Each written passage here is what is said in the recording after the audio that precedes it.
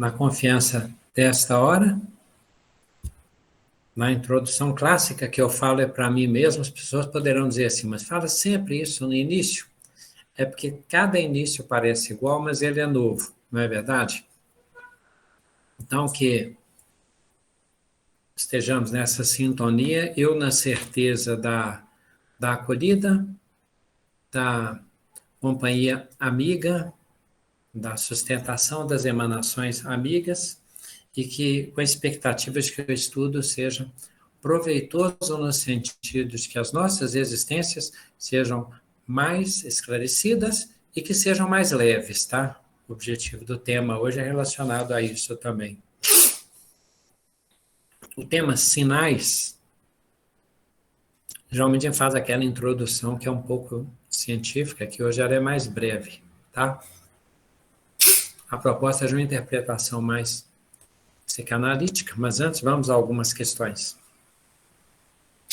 A questão dos sinais só tem sentido, né, nós imaginarmos fenômenos, eles têm o acontecimento em si, mas a interpretação, o significado, signos são tipo representações que podem ser interpretados.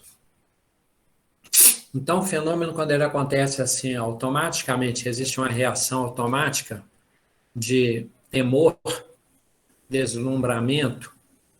Isso aí, naturalmente, que os animais também podem ter, é uma reação natural. Até pela elaboração dos nossos reflexos, né? É muito natural que alguém tenha medo, outra pessoa tenha empolgação, encantamento, entusiasmo, natural. Para alguns animais, naturalmente, a chuva causa medo, mas para outros a chuva tem um significado de abundância, de fartura. Para uns, o vento é uma carícia prazerosa, mas para outros significa destruição. Isso é do histórico, né? Mesmo entre as espécies, os espécimes têm percepções diferentes, até com base nas histórias que eles trazem, a que eles associam cada acontecimento. Do ponto de vista humano, já dissemos isso e voltando, é mais complexo porque nós comemos a árvore do conhecimento. Significa que nós temos memória, animais também têm, mas nós temos uma memória com mais, pode até ter menos fixação do que de alguns animais, mas nós temos um significado para essa memória que é diferente.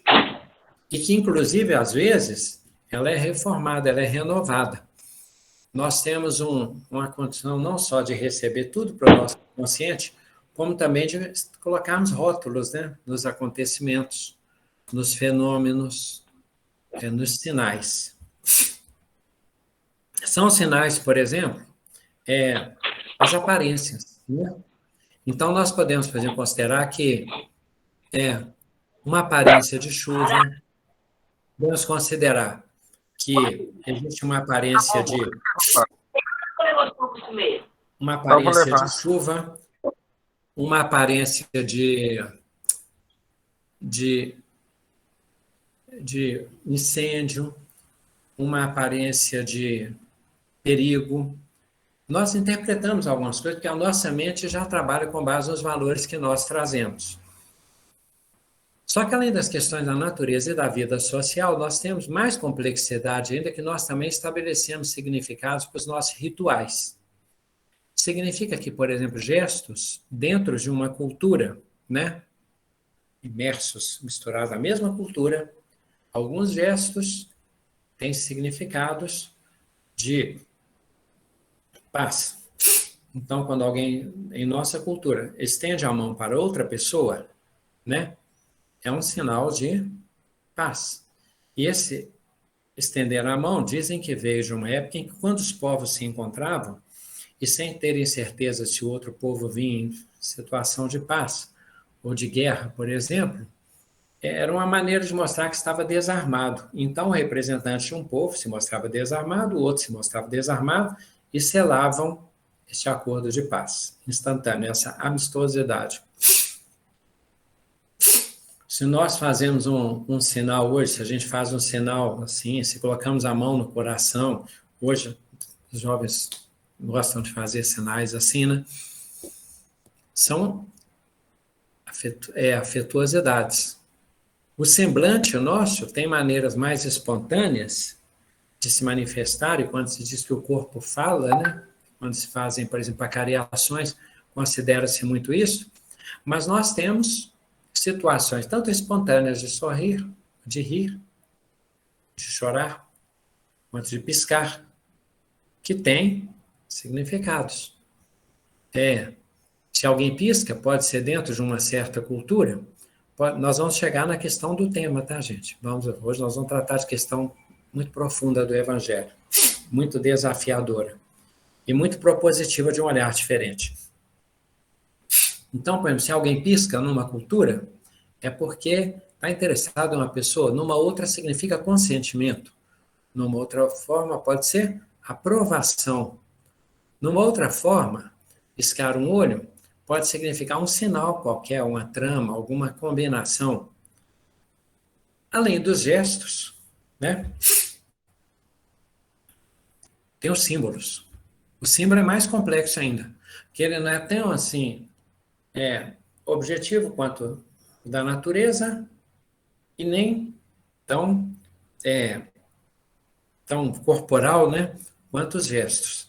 Às vezes eles são a representação em si mesmo, e nós temos aí, então, desenhar um coração, os emojis que hoje estão tão presentes, né, e a gente interpreta, e as palavras, os desenhos, as pinturas. Significa que com isso existe consenso? Não, porque o consenso é que, de vez em quando, nós escrevemos uma palavra que eu levo com uma carga de significado e a pessoa recebe com outra, por causa da sua cultura, da sua história, dos seus traumas, das suas expectativas. Pode ser uma emissão positiva, que tem uma receptividade mais travada, mais negativa, ou o contrário. Às vezes alguém repreende alguém, outra pessoa interpreta que foi um elogio, que tem a forma e tem o tom, que tem o contexto, e tem as pessoas que estão se comunicando. Chegaremos à questão bíblica. Então, essa comunicação, às vezes, eu posso... É aquela história que o pessoal fala de uma vez que um companheiro fala que um rapaz mudou de país e chegou lá, os pais fazendo a leitura da carta, depois de um tempão, aí o pai falou assim, milagre ele fazer contato, né? Porque esse tempo todo sumiu, parece que não tem paz, não sei tal, e protestando nesse clima, ele pegou a carta e falou assim, ficou longe, olha como esse menino já está. Agora já ficou rebelde, já ficou embrutecido. Aí ele pegou a carta e falou, mas quem que ele escreveu aí? A mãe perguntou, o pai falou assim, escreveu aqui, ó, pai, manda dinheiro. Agora é assim, só me acha que agora eu sou fonte de dinheiro, que eu sirvo para isso, para ser o provedor e pronto. Não acho que deve satisfação de nada. Pai, manda dinheiro. Aí a mãe pediu a carta, né? Falei, deixa eu ler, só um minutinho. Aí ela pegou, leu e falou assim, não, você não entendeu. Ele escreveu assim, pai, manda dinheiro. Mesmas palavras, mesma emissão, interpretações de cargas de magnetismos diferentes. Chegaremos ao Evangelho. Então, a comunicação, ela pode se dar. Ela pode gerar um mal-entendido. O mal-entendido, você diz uma coisa querendo dizer outra. Ela pode ser submetida a ruído. O ruído. Inclusive, você ouviu uma coisa na presença de alguém fala uma coisa e você não fala isso na frente de tal pessoa, né? Gera um conflito. Eu não gosto de falar na frente dessa pessoa, você sabe, se não sabe, você devia ter imaginado e tal. O clima, a comunicação fica em segundo plano, a relação ali, o contexto, né? Toma conta daquela comunicação e interfere no que seria uma comunicação natural. Ruído, né? Eu estou com uma preocupação e saio e falo assim, olha, se alguém me provocar, né? Aí eu já saio com essa tensão, quer dizer, eu já estou no campo minado.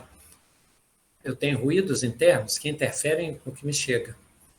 E às vezes alguém me pede alguma coisa e eu cismo, está querendo mandar. Acho que é autoritário, quando na verdade o tom imperativo, do ponto de vista português, né?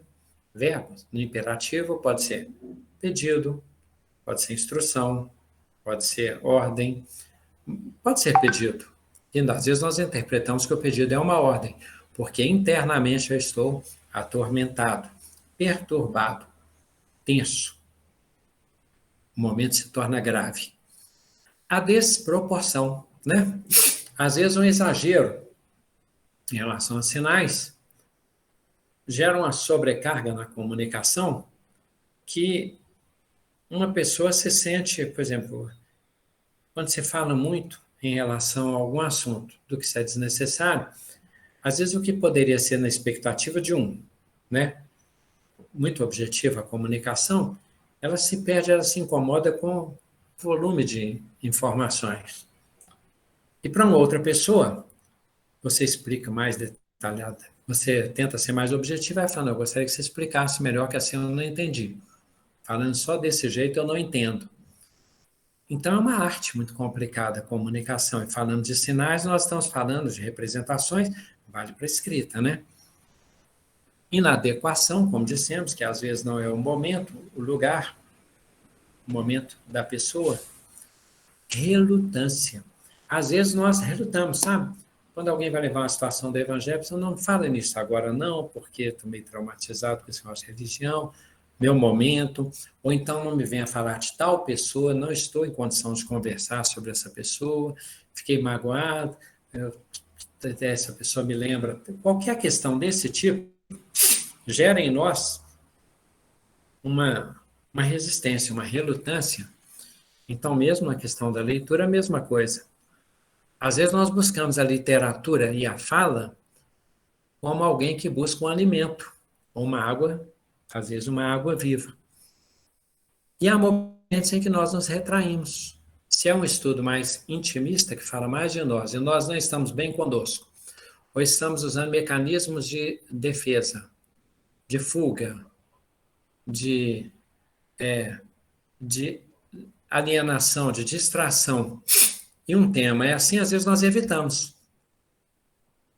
Às vezes nós temos uma dor muito profunda, mal trabalhada, e não queremos que as pessoas mexam com aquilo naquele momento. Isso é um tipo de resistência, um tipo de relutância, porque está travado, travada. Isso também é na natureza da comunicação. Agora, às vezes é oposição. Daqui a pouco você vai entrar no nosso tema, tá? A oposição é quando nós rivalizamos com aquilo que está sendo passado, transmitido, comunicado e tal. E às vezes nós chegamos a um tal extremo de estigmatizar, rotular, tal estado de preconceito, que quando se tenta estabelecer comunicação, a pessoa se incomoda, vamos pensar no contexto lá de Jesus, né? Ele é gentil, ela é samaritana. Essa que está lavando os pés do Senhor aí, ela, se o senhor soubesse quem ela é, se eu fosse um grande profeta, saberia quem é, com quem o senhor está lidando.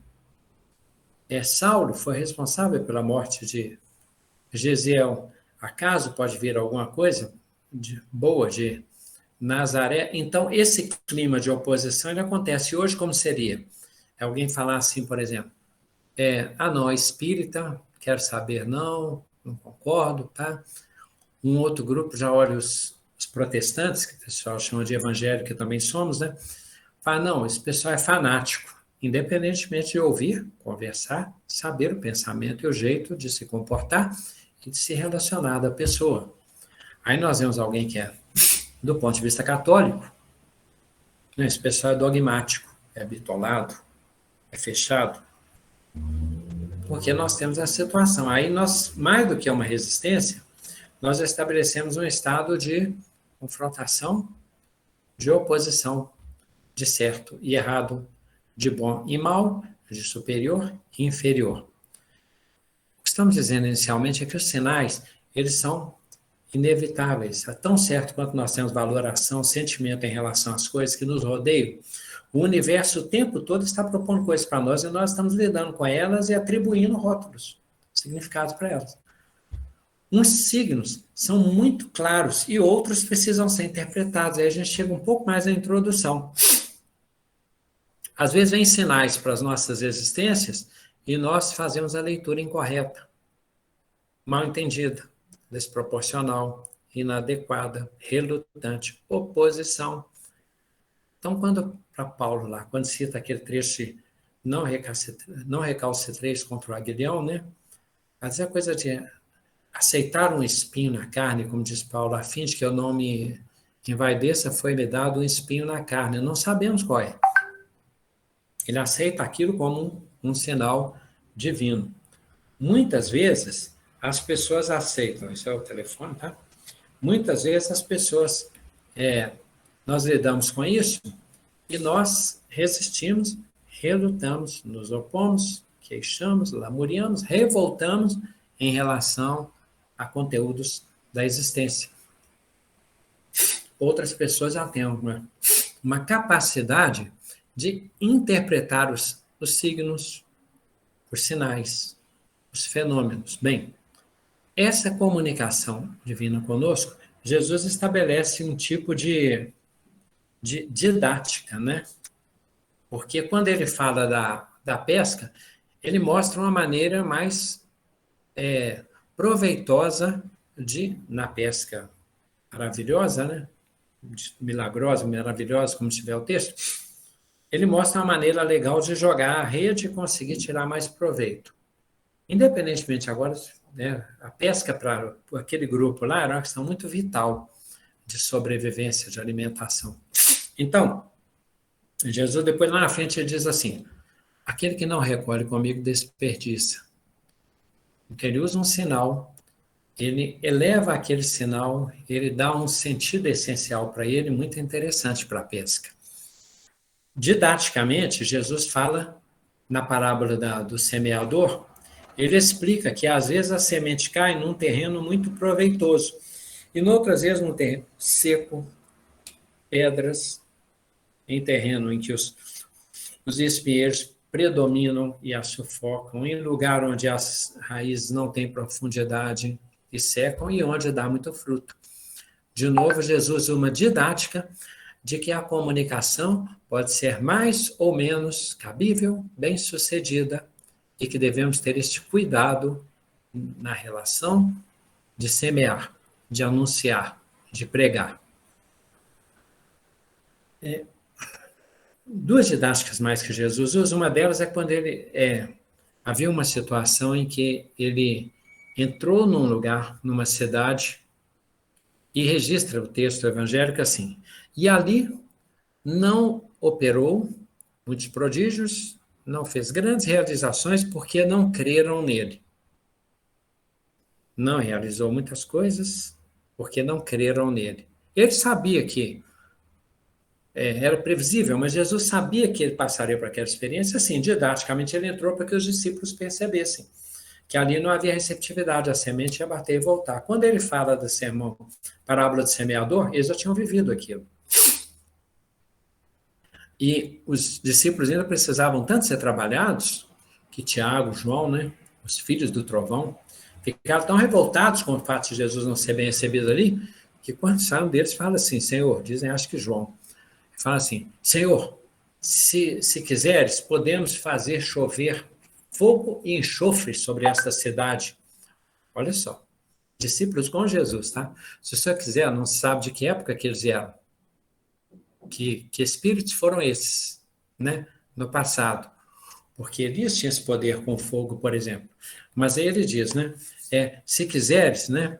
Podemos fazer fogo e enxofre. Tipo assim, o senhor quer que a gente vingue para o senhor? Jesus já estava com eles. Olha por que ele precisava ser didático. Então, Jesus demonstra isso, mostra que sem a sustentação ficava difícil operar grandes questões lá, porque não havia cabimento. E Jesus depois fala duas coisas que têm a ver com esse quadro. A primeira delas, ele diz assim, Não jogueis pérolas aos porcos. A pérola é entendida como um valor, uma preciosidade, uma raridade. A simbolização do reino, inclusive, dos céus, né? E não lançar aquela semente naquele terreno onde não dá para fazer muita coisa, não é o momento. E aos porcos, como já dissemos, porque dentro daquela cultura dos discípulos lá, judaica, os porcos eram considerados animais impuros. Então, Jesus está dizendo mais ou menos assim, né? Não lancem as coisas sagradas para quem está impuro, está sem condição, sem receptividade. Não passa um sinal desse que a pessoa não vai saber ler o sinal. É o nosso analfabetismo com signos, com significados. Então, às vezes, chega para nós um sinal, mas nós não sabemos interpretá-lo. Então, é como se viesse um texto qualquer que nós não sabemos ler. Ele fica ali, sem ser decifrado. E Jesus também, depois diz aos discípulos, ele diz assim, olha, quando entrardes numa cidade e não vos receberem na condição de discípulos, quando saírem de lá, né,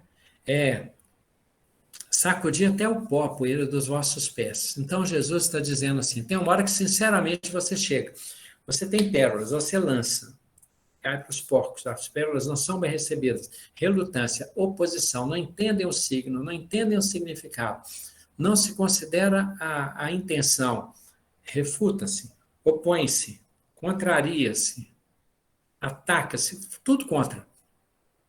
A intenção foi boa, pareceu que seria uma boa pesca de almas. Enfim, eu farei pescadores de homens, mas não deu certo, pescadores de almas. Pareceu que aquela multiplicação de pães ali seria legal, mas não foi possível, não foi recebido na condição de profeta. Aí Jesus diz, quando vocês saírem daquelas cidades, sacudam até o pó dos seus pés. O que tem a ver com isso? A gente entra na cidade e fala, nossa, cheguei agora a tal lugar, estou cheio de poeira, cheio de terra. Tá. Jesus diz, deixa até a poeira e a terra, ou seja, esqueçam aquele mal. Não deu certo, tudo bem. Saiam dali, esqueçam o que ficou para trás. É como que é a figura da esposa de Ló, né? Olhar para trás, às vezes, vira estátua de sal. Então, Jesus diz, olha, sai dali, você sabe quando? Tira até as poeiras, desfaça de tudo. Tipo assim, faça uma asepsia, uma limpeza geral. Porque os signos, eles são vivos, né? Eles ficam no nosso inconsciente ali, vibrando e trazendo um tanto de significado. Bem, esses sinais foram dados, nós já comentamos alguns exemplos, só relembrando o que já estudamos antes. Os reis magos receberam signos, receberam sinais dos céus e das interpretações que eles tinham com seus mapas. Eles souberam ler os sinais. E o resultado disso é que eles deduziram a chegada do Messias. Sem precisar ver o anjo, Gabriel, sem precisar ouvir João Batista. À noite, eles se movimentavam em busca do local das coordenadas, inclusive de Salvador. Aí eles falam com Herodes, um companheiro ainda assim, tosco do ponto de vista do significado das coisas elevadas, naquele momento, nosso irmão. Mas eles perguntam onde está o Salvador, Israel, o rei de Israel, o rei salvador da humanidade, a fim de que o possamos adorar. Aí ele pensa, não vai me adorar, vai adorar outro, está chegando outro rei, vai tomar meu lugar, vou morrer, serei preso, deposto, exilado, sei lá. Tudo de ruim. Ele não só teve ruído na recepção, na comunicação, que seria um sinal para ele pensar que rei sou eu, né? Em vez de ele pensar assim, ele preferiu mundanamente perseguir essa criança, não encontrando, mandando matar as crianças que encontrasse pelo caminho até 2 anos. Aquele infanticídio terrível da humanidade. Porque ele não aproveitou aquela semente, se opôs a ela, e o que era para salvação ele entendeu como a perdição. Perdição no momento, na ação que desencadeou. Todos teremos o nosso tempo. Então Herodes não sabia como lidar com esses sinais. Os reis magos, sim. Simeão, não adiantava Jesus falar assim, você vai ver a criança, o Salvador, antes de você deixar o corpo. E ele lá, idoso, crente, esperando e soube identificar o menino. Já falamos nisso. Agora você já pode levar o teu servo, porque meus olhos já viram a salvação, o Salvador, o Messias. Ele soube interpretar. Quando ele fala simbolicamente com Maria, uma espada trespassará o teu coração, ave cheia de graça, bendita és tu, tal, uma espada trespassará o teu coração. Maria poderia ter pensado no símbolo, eu vou morrer com uma espada atravessada. Talvez ela tenha entendido. Depois, certamente, ela compreendeu, porque guardava as coisas no seu coração, na sua memória. Ela entendeu depois que ferir a Jesus seria como ferir a ela mesma. João Batista rapidamente, já dissemos, identificou Jesus. Jesus deu um sinal rapidamente. Os discípulos entenderam sinais divinos, manifestações divinas, chama-se, na igreja se chama de epifania, quando um Espírito Santo, expressão para a necessidade didática deles, vem e pousa sobre o ombro de Jesus em forma de pássaro. Não tinha que ser um pássaro. Como as línguas de fogo lá, que descem em Pentecostes, não tem que ser língua de fogo, com essa labareda, raio, tal, manchas de fogo, pinceladas de fogo. Então, o que desce sobre Jesus, o que ele sabe é que é positivo.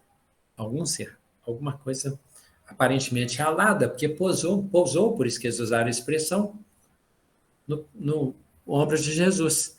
João Batista, sem precisar ver isso, sem nenhum fenômeno do céu, vendo a Jesus, ele já fez a leitura do signo, é o Messias, é o esperado. Ficou extasiado. Isabel rapidamente entendeu.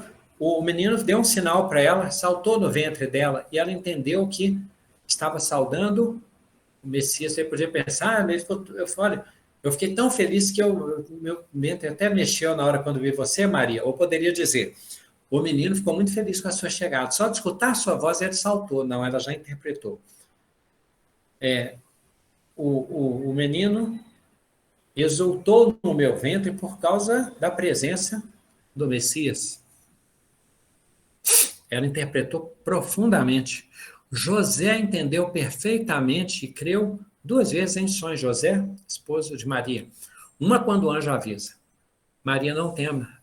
José, não temas receber Maria por tua esposa, porque o que nela se opera é fruto do Espírito Santo. Ele creu, aceitou Maria, estava disposto a desistir dela em segredo.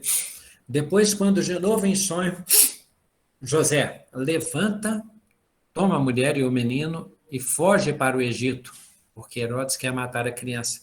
Imediatamente ele realizou. Se Moisés não fosse um bom intérprete de signos, ele pensaria, tive um pesadelo, Maria tive um pesadelo com Herodes, eu imaginei que Herodes estava vindo matar o menino, imagina, de onde que minha cabeça tirou uma coisa dessa? Pensou? Você fica assim, olha, eu fiquei tão chateado com a perda de Maria, que eu acho que eu fiz uma racionalização. Eu achei que um anjo tinha falado, quem dera que fosse uma coisa do Espírito Santo e tal. Ela me traiu e pronto. Esse sonho meu é besteira, mudaria a história, o curso da história de José.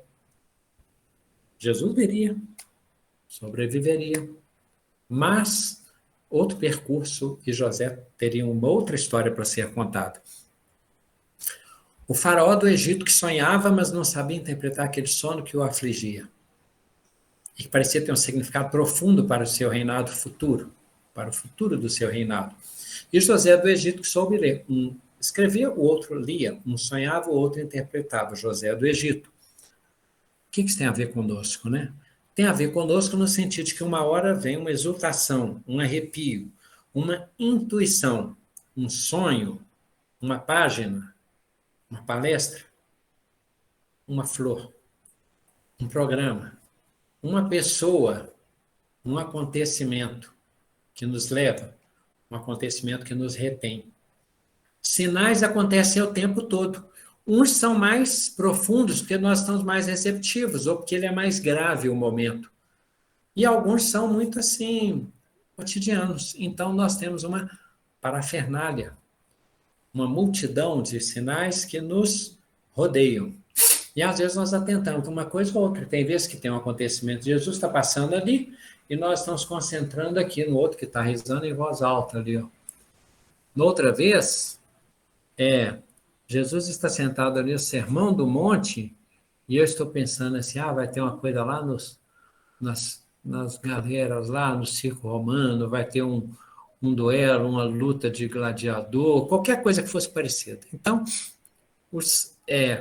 os chamativos, às vezes os sinais da sintonia, parte está em nós. De vez em quando a espiritualidade impõe sinais, e aí nós temos chamados mais poderosos. Como eles podem acontecer? Por exemplo, intuição nós dissemos, insight. Algo que devemos fazer. Pressentimento.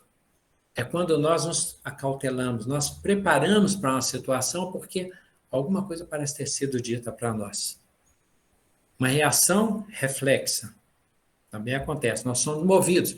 Influenciam os espíritos na nossa vida muito mais do que você supõe de ordinário, que são eles que vos dirigem. Então, às vezes, nós somos movidos sem sabermos muito como. Né? O espírito levou até linguagem do evangelho. Não tem que ser obsessão. Pode ser o nosso mentor espiritual tomando-nos pela mão, modos de dizer, e nos conduzindo. Às vezes é alguma coisa de passagem. Por vezes é um evento natural. Vamos sair. Não, tá uma chuva complicada lá fora, vou deixar para sair outro dia. E evita um acidente, um risco qualquer.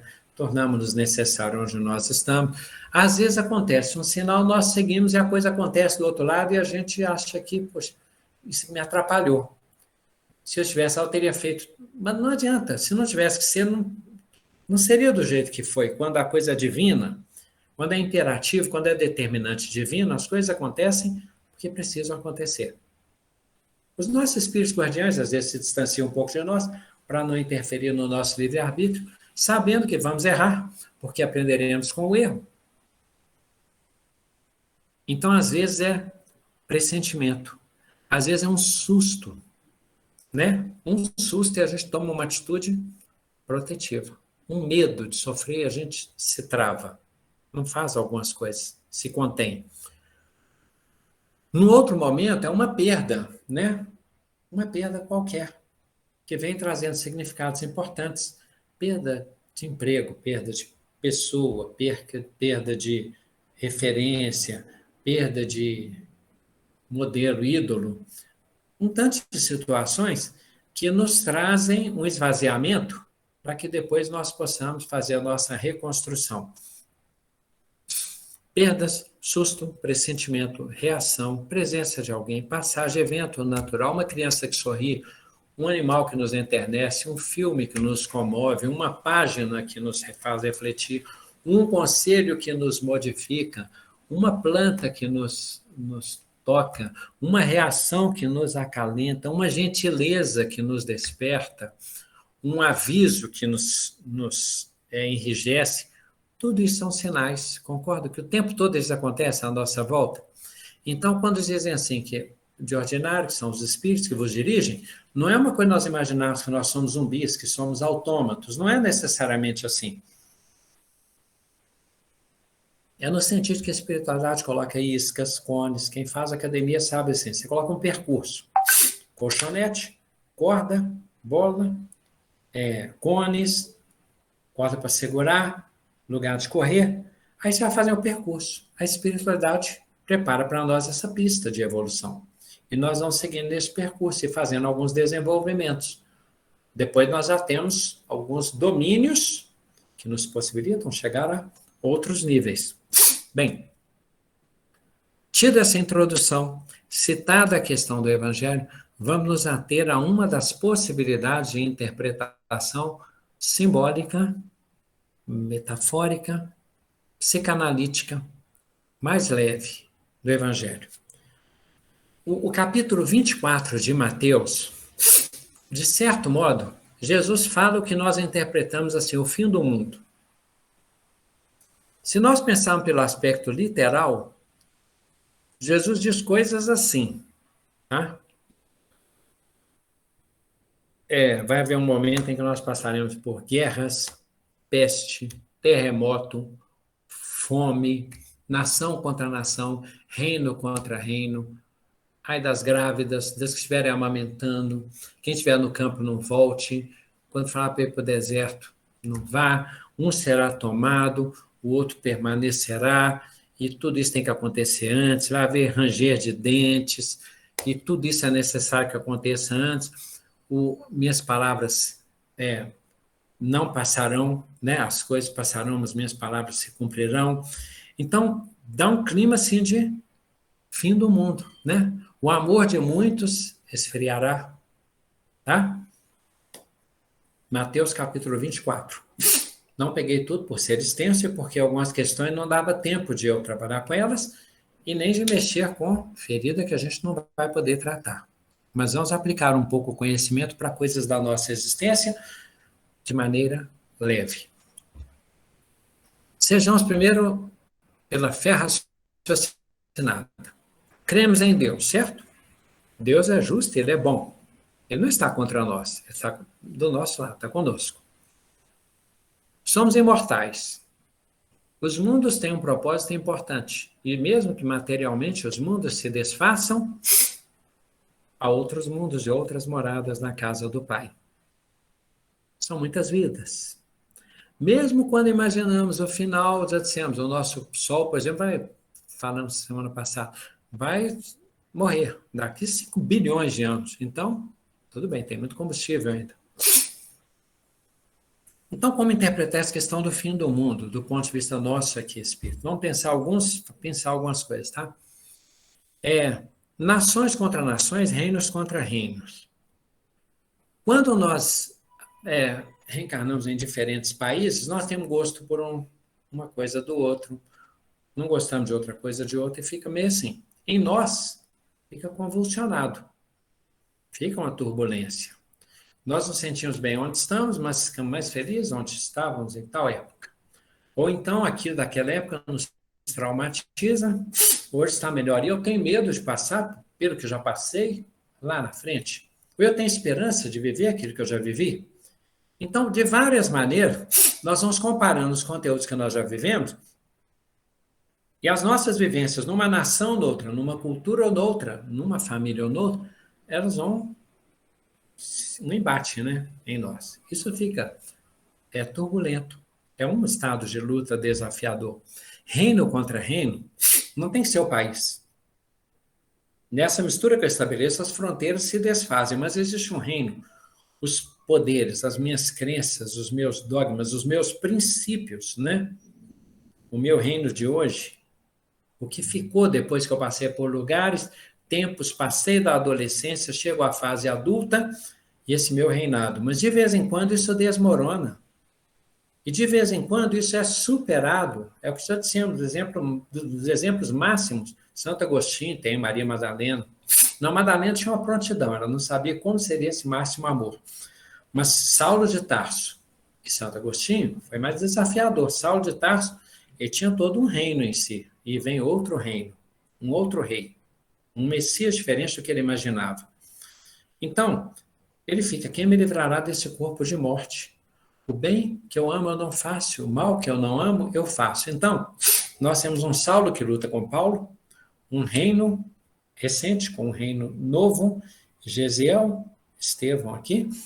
Nós temos uma luta de Pedro, né? Vou largar pai, mãe, irmão, irmã, família, tal, por amor do reino dos céus. É uma luta de reinos. É Maria. Olha, eu ia esposar José normalmente, mas agora vou esposar José grávida do Messias. É José. Uma vida singela no meu reino aqui, normal, planejado, e de repente eu vou me casar com a mulher mais especial do planeta, que vai receber o ser mais incomparável de toda a história humana. Então o reino ali fica perturbado, dá lugar a outro reino. Herodes, no modo dele, eu me achava maximamente aparelhado, paramentado, cortejado, bajulado. Aí vem um outro rei? Como assim? É o reino do Pedro, né? Eu queria que viesse o Messias, mas ele mexe tão, ele me convulsiona tanto, ele me modifica, ele me transforma tanto, que eu estabeleço uma luta de autoconhecimento e de crescimento que eu, para me tornar o Pedro de que ele falou, pedra, Cefas, é uma dor interna de sair de um casulo mesmo, é dificílimo, Pedro. João e Tiago, quando Jesus disse, puxa, filhos do trovão, e vai serenando os dois, né? Uma luta imensa para que eles se transformem daquela maneira. José de Nicodemos, Jesus dá um sinal para ele, dá um enigma para ele decifrar, né? Aquele que não nascer de novo não pode entrar, não pode ver o reino dos céus. Como posso eu, grande nessa idade, entrar de novo no ventre da minha mãe? As mestres Israel não sabem dessas coisas, deixou que eu tivesse que pensar nisso. As curas que Jesus realizava eram sinais particulares para quem era curado, por exemplo, e simbólicos para quem estava vendo. Eu vim para que os coxos andem, os cegos vejam, os surdos ouçam, os que têm fome, sede, todos sejam saciados, os presos consolados, os doentes visitados. Então, agora, difícil sair da esfera dos sentidos físicos e entender o significado essencial daquilo. Eu vim para que todos tenham vida e vida em abundância.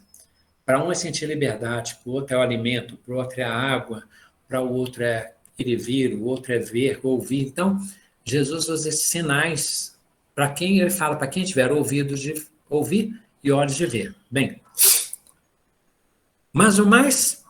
E quando ele fala que pestes, fomes, terremotos, guerras, tudo isso tem que acontecer, isso para nós é desafiador. E nós estamos testemunhando que as coisas continuam acontecendo.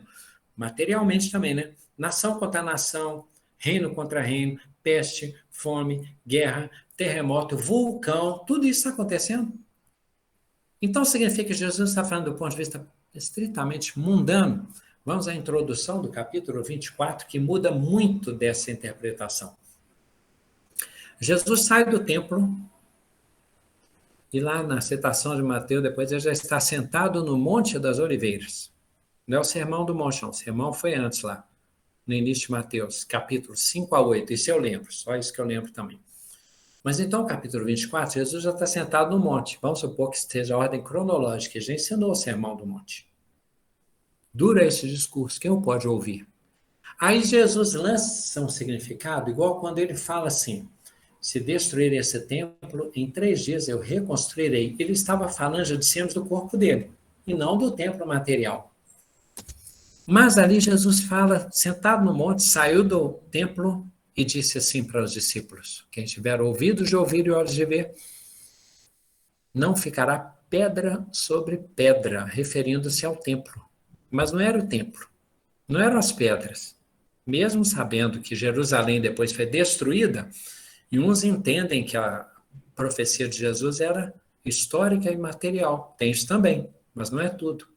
Jerusalém é uma representação. Jesus não disse assim: tempos virão em que os verdadeiros adoradores não irão ali acolá para adorar. Adorarão em todo lugar, né? E é desses adoradores que o Pai precisa, em todo lugar. Então, quando Jesus disse, para nós guardarmos hoje, que aquele templo não ficaria pedra sobre pedra, e ele sai do templo, diria o lugar sagrado, ele sai do lugar sagrado, assenta-se no monte elevado e avisa que não ficaria pedra sobre pedra os nossos dogmas, as nossas ideias de nação, as nossas noções falsas de ídolos. E aí Jesus diz: uns virão anunciar, ele aqui, ele acolá, o mestre está no deserto, e alguns se confundirão. Não creiais, não creiamos neles, porque até alguns dos escolhidos poderão ser confundidos. Jesus saiu do templo, assentou-se no monte, não ficará pedra sobre pedra. Cada vez que vem uma revolução igual agora, numa época industrial, antes agrária, agora tecnológica, né? Esses dias eu ouvia dizer que nós lidamos com fogo, né, há 1 milhão de anos, e com as vestes, com as roupas, há 75 mil anos, né? Cada vez que muda um costume desse, nós nos sentimos sem parede, para dizer uma expressão, sem chão. A revolução tecnológica, a ideia dos empregos, como vai ser o futuro, como vão ficar, coisas assim. Agora, muitos dogmas nossos estão desaparecendo. E nós estamos numa cultura, nós vemos de uma cultura recente, muitíssimas mulheres estão na live aqui, né? Muitas. Aliás, é muito comum isso. Desde Jesus. Porque olha só, nós há pouco tempo, quem é de décadas atrás, ouvia muito dizer assim: mulher não trabalha, quem trabalha é o homem.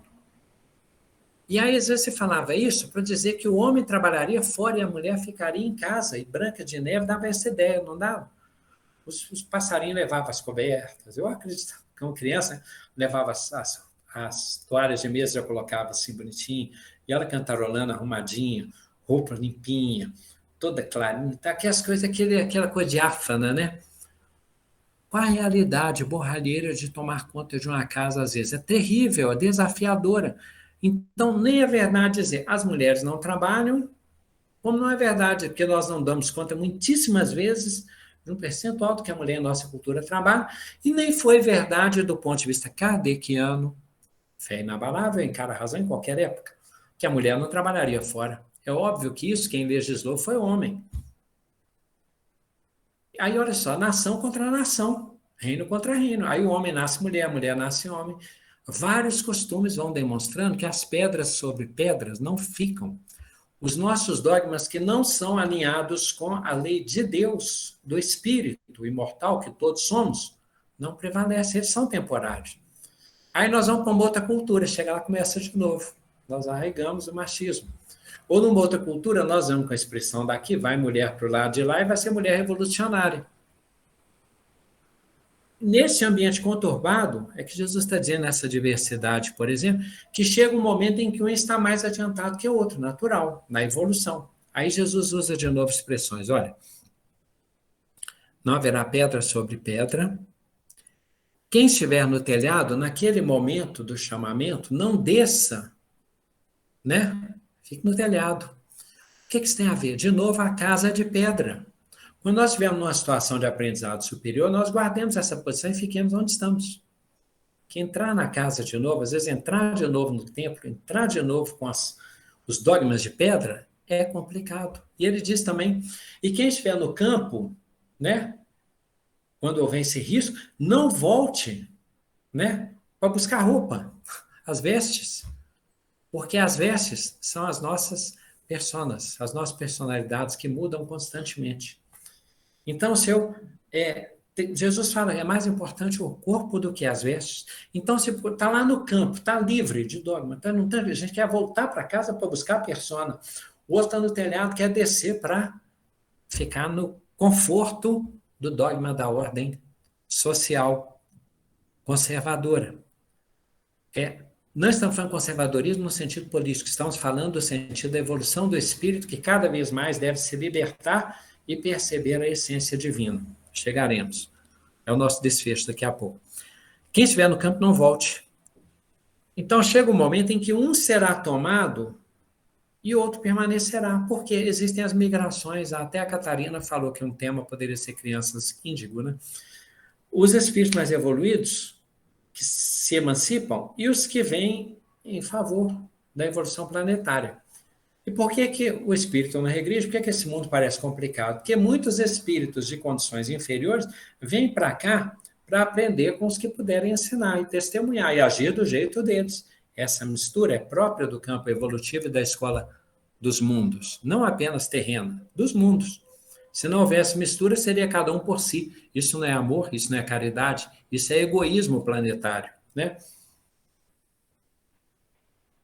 Então, um será tomado e outro permanecerá. E quando um é tomado, Jesus diz a expressão assim: onde houver os cadáveres, se ajuntarão as águias. O corpo já serviu para a evolução. O espírito evoluiu. Jesus diz assim, o anjo diz assim, quando Jesus já não estava lá no sepulcro: por que vocês procuram entre os mortos o que está vivo? Quando vamos aos cadáveres, aquele ser já evoluiu e aquele corpo já foi utilizado, e aquelas roupas são personas que já serviram ao seu objetivo e não importam mais. Mas para as águias, para os abutres, aquele momento evolutivo corresponde. O passado de uns corresponde para o presente e para o futuro de outros. O que os discípulos vivenciaram, aí virará um cadáver daquele tempo histórico, tá? Mas nós nos alimentamos naquela época.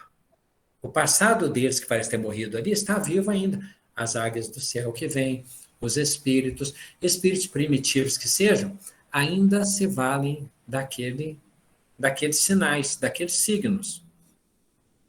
Então Jesus diz, um será tomado e outro não. Ele diz, nós não devemos afluir aos desertos, descer dos telhados, voltar dos campos, muitos dos escolhidos poderão ser confundidos quando você vai para o deserto, não vai. O que Jesus está dizendo? O reino dos céus está dentro de nós. Então, se eu estou no telhado, eu fico no telhado naquela hora grave. Se eu estou no campo, eu fico no campo. Se eu não estou no deserto, eu não vou para o deserto naquela hora. E se eu estou com essa roupa, eu fico com ela, com essa persona, com este momento. Timóteo estava com a roupa de jovenzinho, Tito com a roupa de jovenzinha, Simeão com a roupa de ancião, Pedro com a roupa de adulto. E cada um estava no seu momento de lidar com o seu sentido do reino dos céus. Se nós começamos a concentrar em idolatria, falsos ídolos, falsos profetas, ideia radicalizada de nações, apego como Herodes no reinado, apego exagerado pelas questões superficiais, passageiras, temporárias da nossa personalidade, do nosso ego e das nossas roupas. Se nós temos medo de ficar na elevação do telhado e queremos nos esconder em casa. E se nós achamos, Jesus saiu do templo e eu vou para o templo sem Jesus e fico lá num templo de pedra. Até para o nosso bem, Jerusalém será destruída. Porque se com 2 olhos eu me complico, é melhor, se o olho é motivo de escândalo, é melhor tirar aquele olho e com um olho entrar no reino dos céus do que com os 2 olhos ser lançado na geena da incompreensão, do mal entendido, da desproporção, da relutância, da oposição. Então nós nos dobramos. Às vezes, o sinal que nos chega é o sinal da dor. Então até a dor é uma conversa conosco. É uma voz de Deus que às vezes fala o tempo todo. Então, se deu para entender até aqui, o que estamos dizendo aqui, que ele fala também assim como no tempo de Noé, as pessoas se casavam, comiam, bebiam, festejavam, tal. Ou seja, vida social efervescente, cotidiana. Esses si mesmados, né? Vivendo uma rotina. E, de repente, Noé teve que construir a arca, subiram na arca alguns, muitos não, o dilúvio levou. Aí Jesus fala que uns estão mais preparados para aquele momento, outros menos. Uns são tragados pelo dilúvio, vale para as pedras, vale para as águas, né? Para que as revoluções. Uns são mais preparados e a eles é confiada a administração. Significa que não vão cuidar dos administrados? Não. Senão os espíritos superiores não cuidariam de nós. Mas eles vão anunciando e, sobretudo, exemplificando. E quando fazem uma arca, eles nos convidam para ser salvos. Se nós continuamos na nossa concentração mundana, nós não adiamos, né? Nós vamos aprender aqui mesmo, nós vamos progredir aqui. Chega um momento em que nós vamos nos evolver, sim. Mas onde estivermos e onde estamos evoluindo. Tá? Só que nós vamos ficar com caminhos mais longos e repetidos. Só isso. É um caminho mais cansativo. Aí Jesus diz da pesca milagrosa que dissemos: aquele que não recolhe comigo, desperdiça. Quer dizer, gasta mais força, anda mais, fica mais cansado, meio filho pródigo, né? Vai longe, depois vem parar na casa do pai, fala, nem devia ter saído, tá? Bem, então quando Jesus diz, então vem os sinais, nação contra nação, reino contra reino, guerra, peste, fome, terremoto, caem as pedras, anúncio, uns no telhado, uns no campo, e ele diz, esses sinais, né, isso não acontecerá. Isso tudo acontecerá antes da vinda do Filho do Homem. E ele diz que então haverá manifestar a vinda do Filho do Homem do Oriente até o Ocidente. Então, não dá para imaginar que Jesus é um cometa que vai de um lado e vai para o outro assim?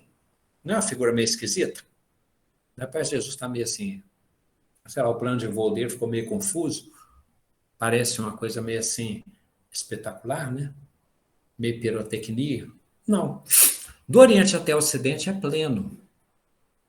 Jesus se manifestar do Oriente até o Ocidente é quando nós nos depuramos. Nós estamos fora do templo, sobre o monte. Quem estiver na Judéia, suba aos montes. Jesus diz também. Subir aos montes, sair do templo de pedra, estar acima da casa, estar nos campos, não se apegar tanto à vestimenta, não se apegar à nação, a reino, a fome. Não temam, então a gente não deveria ter medo da fome, da peste, dessas questões todas. E Jesus se manifestará do Oriente até o Ocidente. Nós seremos depurados, aí o mundo vai acabar. Como assim? O mundo é o universo das manifestações. Lembra que falamos no início, sensoriais? Ver, ouvir, tocar, interpretar, sinais, signos. E quando tudo for divino, é porque nós mudamos. Quando nos depurarmos, bem-aventurados os puros, porque verão a Deus. Se os vossos olhos forem puros, todo o vosso corpo será luz e verá a Deus. Então, naturalmente, o Filho do Homem, da evolução que nós traçamos na história humana, o Filho da humanidade, da esteira humana divina, vai se tornar divino, vai se depurar, e aí esse mundo de manifestações deixará de existir. Nós vamos achar que o mundo acabou. A notícia não é ruim. Deus não vai vingar, destruir, mandar enxofre em cima de nós, jogar a gente na geena, sentir gosto de ranger como se Deus fosse vingativo, não. As consequências naturais com que vamos lidando, discernindo, evoluindo, e certamente nos depuraremos e seremos anjos, tá? E vamos lidando com os sinais, buscando o melhor deles em cada lugar. É o capítulo 24 de Mateus, tá, gente? Aí confiamos ao nosso amigo Demóstenes, cumprimentar na Thelma ali, e abraço a todos, tá? Pois bem, são os sinais, né? Muito agradeço mais uma vez, Grátis, pela belíssima, pela rica explanação, né? Momentos tão delicados que a gente vive, né? Se narrou fatos muito atuais, né? Vulcão, ontem teve poeira, então tá tudo desse não, né? Uhum. Aí que tal, a gente pensa assim, é a praga do Egito, aí o pessoal fala, agora vai outro, você vai começar a dar cinza. A tendência nossa é traumatizada, é assim, né, Demar? A nossa intenção aqui é que nós nos sintamos levemente criaturas, filhos de Deus. Certíssimo. Muito bem. Alguém quer falar uma coisa? Gladys, é interessante você falando essa questão desses sinais, remete para dentro de nós mesmos, né? Porque quantos sinais a gente recebe a todo momento, né? Tem esses sinais, igual o João estava citando, esses sinais que são gerais, né? Para todo mundo, e tem aqueles sinais que são íntimos, pessoais de cada um de nós. E na maioria das vezes, vamos supor, a gente, usando um termo aí, desculpa, a gente se ferra porque a gente não presta atenção nos sinais. Não é assim que funciona?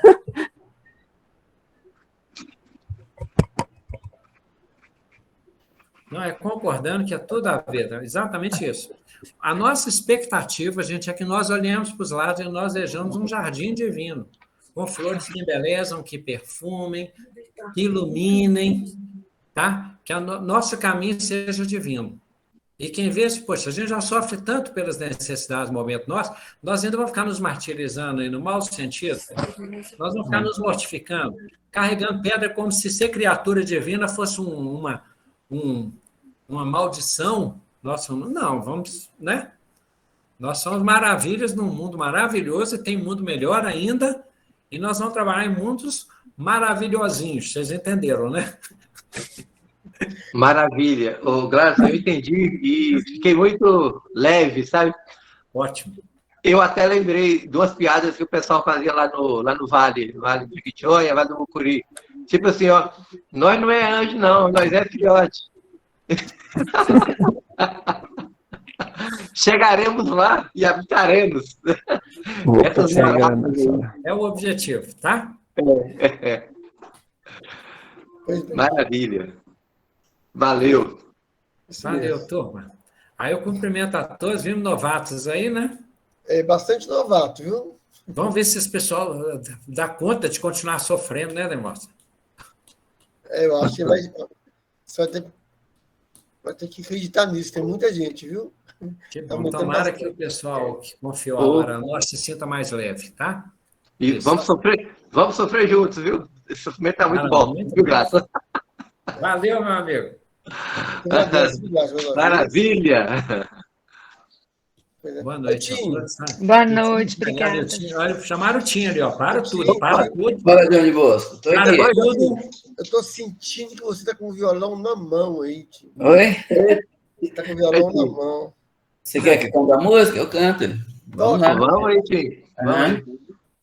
Tá bom. Tá com o espírito do violão. Agora é só acabar. Agora é só a materialização luminosa. Quer ver? Ó, o mentor espiritual lá atrás, a mentora já aprovou, tá vendo? O que você quer? Qual música? Pra fechar mesmo? Que é umas 20, né, Demóstenes? Que é umas 20. Não vou escolher uma só, né? Então vamos lá, prece, então, João de Deus. Ótimo. Da Thelma.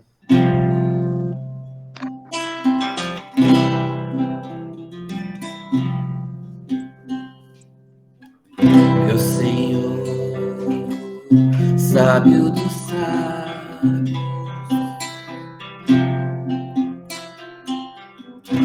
Pai de toda a criação,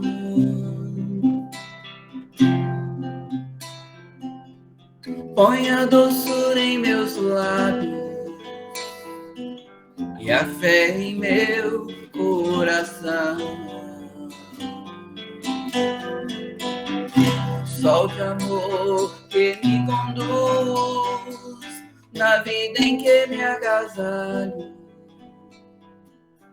enche os meus olhos de luz e as minhas mãos de trabalho.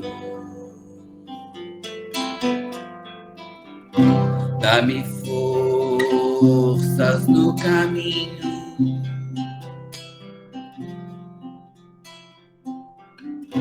para lutar e vencer.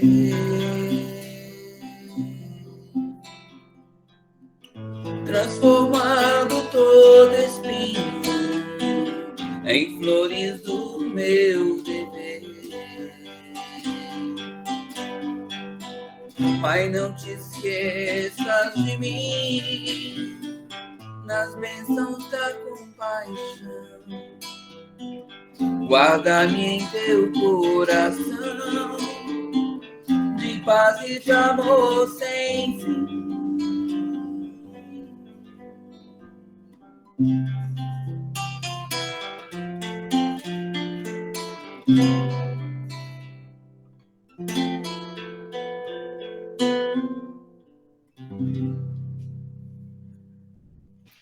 Boa noite a todos, gente.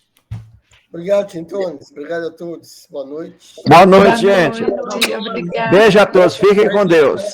Valeu. Gente, obrigado aí por tudo. Com Deus, todo mundo, viu? Uma boa noite. Valeu, Tim, Tuti. Boa noite para vocês. João, boa noite. Valeu. Tchau, Amanda. Tchau, Tchau, Verônica. tchau, meus queridos. Ô, Vanessa. Valeu, Franklin. Até mais, amigo. Falou, meu amigo. Vou dar tchau aqui. Fala tchau, Delson. Até mais, irmão. Tchau, Alexia. Valeu, tchau, Glarson. Valeu, obrigadão. Valeu.